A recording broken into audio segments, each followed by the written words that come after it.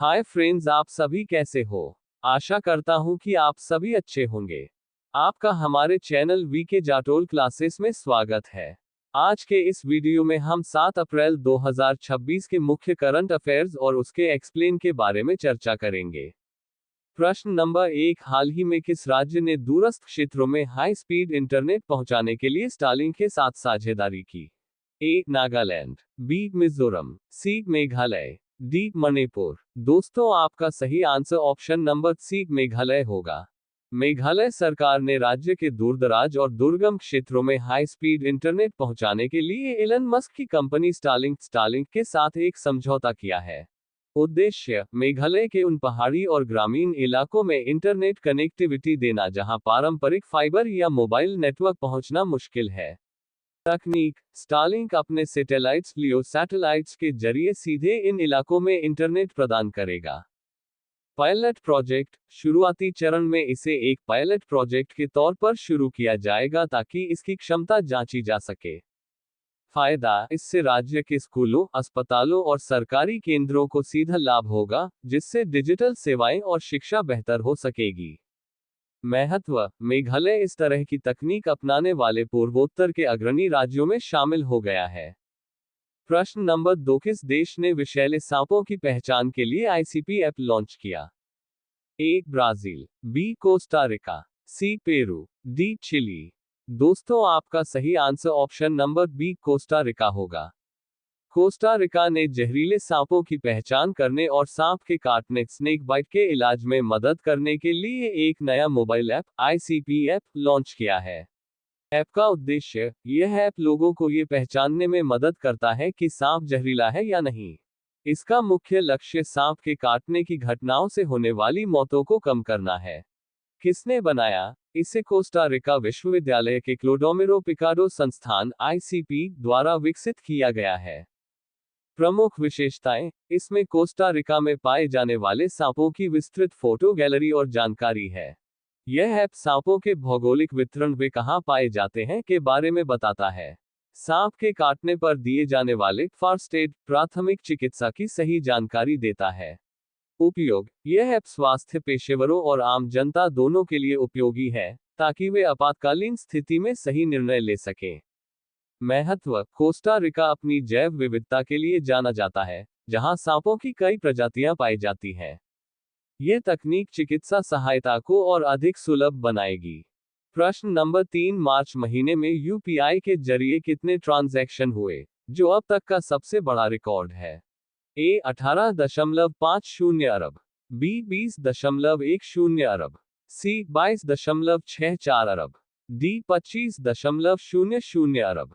दोस्तों, आपका सही आंसर ऑप्शन नंबर सी 22.64 अरब होगा।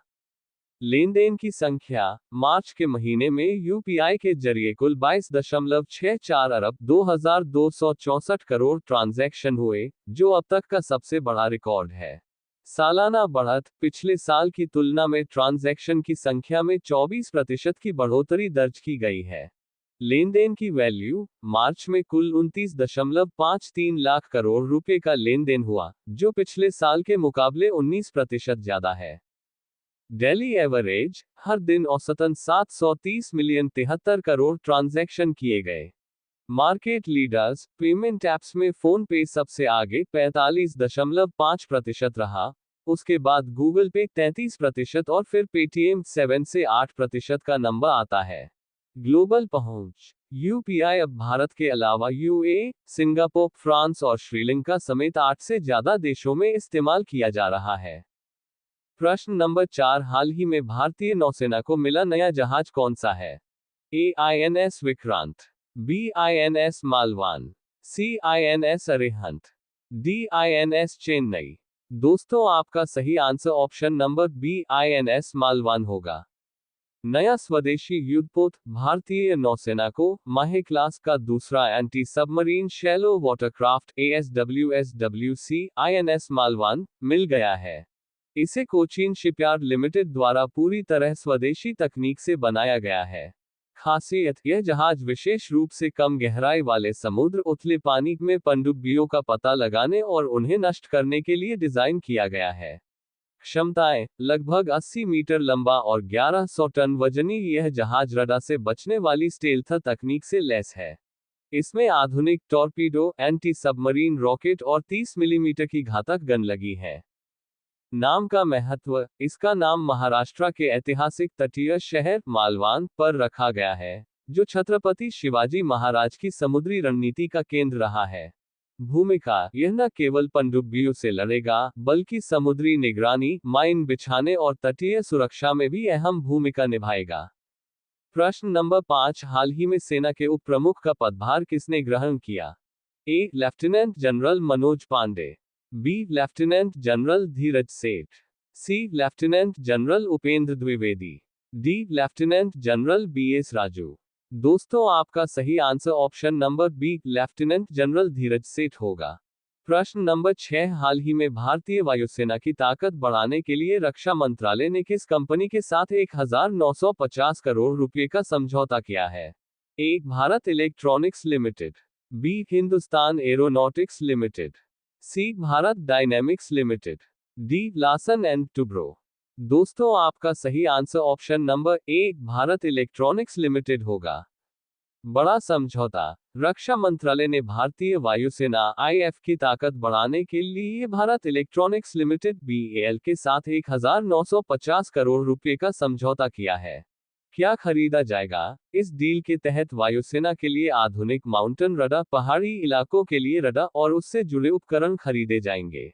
स्वदेशी तकनीक: मेक इन इंडिया, ये रडार पूरी तरह स्वदेशी है। इन्हें डीआरडीओ ने डिजाइन और विकसित किया है और इनका निर्माण बीएल करेगा।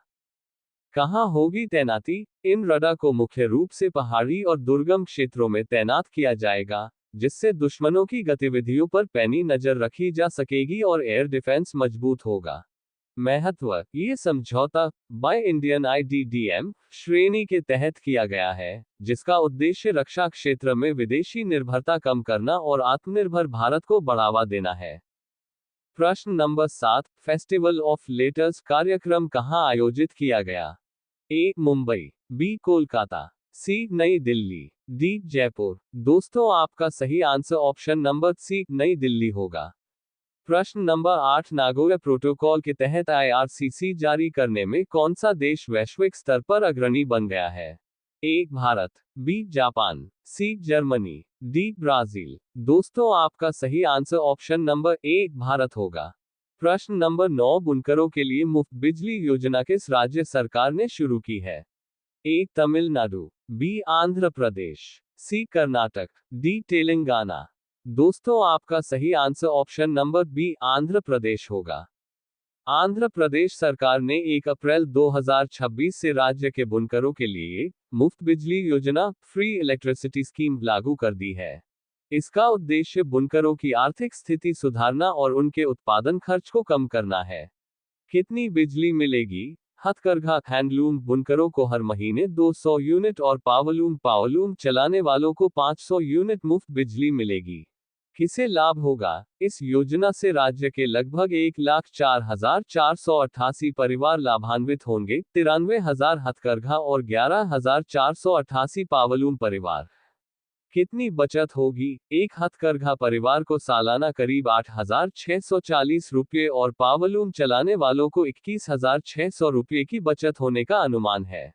सरकार का खर्च: इस योजना के लिए सरकार हर साल लगभग 150 करोड़ रुपए खर्च करेगी। अतिरिक्त लाभ: बिजली के अलावा सरकार ने बुनकरों की पेंशन बढ़ाकर 4,000 रुपये कर दी है और आधुनिक मशीनरी की खरीद पर 90% तक की सब्सिडी देने का भी निर्णय लिया है।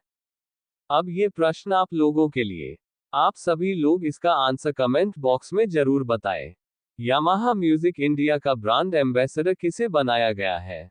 A. Sonu Nigam, B. AR. Rahman, C. Arijit Singh, D. Shankar Mahadevan.